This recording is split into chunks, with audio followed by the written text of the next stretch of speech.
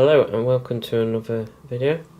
In this video I'm going to be looking at Electrofrog points and Insulfrog points and the point motors for them and how to wire up the point motors as well. Right, as you know, there is a massive difference between Electrofrog points and Insulfrog points, and that being it's all to do with the frogs on them. So if you look on there, obviously you can see it's all metal on that bit, and then on the Insulfrog you've got the plastic, and this is when the loco is going across. On some of the little ones you often get a stutter, and that's because of the plastic. But on the Electrofrog ones you don't get this, the stalling. Well, you shouldn't do anyway, so you get a nice constant flow. Now if you look on the back of them, they are wired up different, as you can see on that one. You turn that one over, and then obviously you've got the wire there.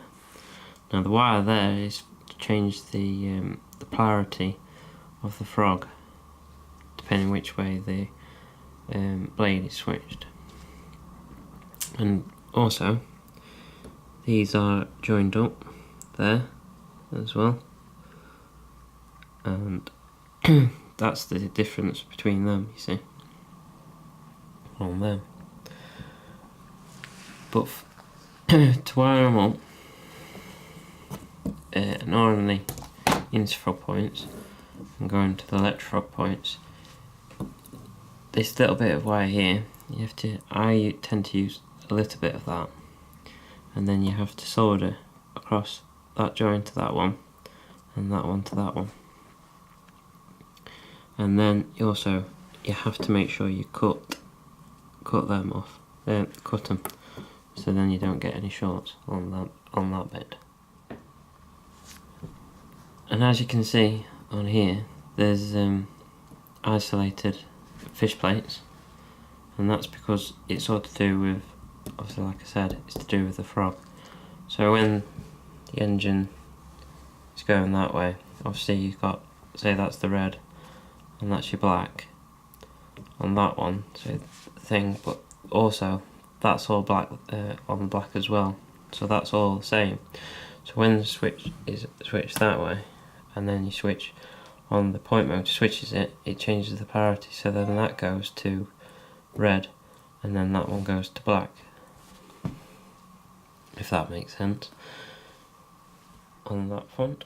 So when you're going to put the points back to back like that, you still have to make sure you put your isolation fish plates on, because obviously you get short on that front. Because I have myself accidentally forgot to put one of the fish plates on, and then I've got the short, so obviously when I had a look at it, I've put metal and not two isolation ones. It's easily done. You will do it, as most of us will. So that's all to do with that on them. So hopefully that has made a bit of sense on the points. Right, what I use to change the polarity of the frog on the points, I use these point motors. I use the Gaugemaster ones, which has the switch already built in, and the product code there is the PM1. So when you're switching the point, obviously back and forth, that automatically changes the polarity of your frog, so you don't have to worry about the polarity of it. So I say these ones have got it all built in, so you don't have to buy a separate switch. Because the Peco ones, you have to buy a separate switch for them, which is a bit annoying, but that's the way Peco did it, because you can buy Peco, you can buy the point motor and then the switch, so the switch goes underneath, I think, on it. But anyway, this is the diagram of the what Peco recommend you do. So obviously, like I explained previously, you cut them 2 wires, and then that wire goes off to your switch, which changes the priority of it. So that's to do with, all to do with that bit. Now, Gaugemaster do 2 different ones, as you can see, because I've got 1 and a 2. And the 2 is just a standard normal point motor, and it's got no switch built in, so they're fine for you. If you've got some Insulfrog points, you can just use them, which I have done on some of the Insulfrog points I have used on the layout. So that's for them ones, and like I said, this one's you got your built-in switch to change the polarity on your frog, on your point. On that one. Now the switches, I've been using the these ones. Now you have to make sure you buy the right ones, because I accidentally bought the wrong ones, which is easily done. So you need to make sure you buy on, off, ons, so that change. So obviously it changes your point the right way around.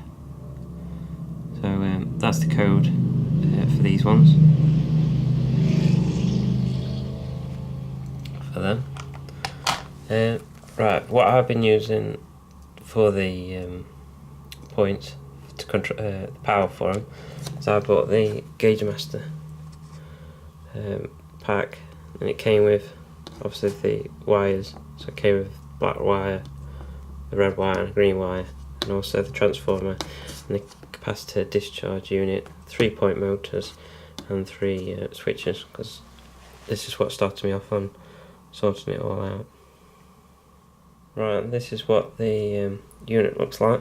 It's very small, very light, and it's the capacitor discharge unit. So obviously when you flip in the your motor back and forth, you don't get that horrible buzz. So it's just a nice back and forth throw, so no buzzing whatsoever. Because like I said, this is why I bought it. It was just to make it a lot easier for me for the wiring and everything. So all the point motors just run off that, so nothing else. It's that's purely just for the point motors. Right, for the power for this, I've been using obviously like a bus wire. So I've been using a blue and a brown, so that's obviously positive and negative. So I started it off in the corner down there, so it goes nicely all the way around. So it goes all the way around there, but then just stops just about, I don't know, about there.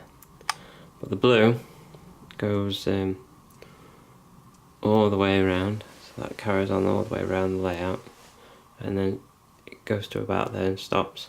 So that's for your neutral, for your point motors. And then for your brown one, that one's gone from there, so I bring that one round, and the brown one goes to the back of my switches. So that so that's your positive, which goes to your switches, like I just said.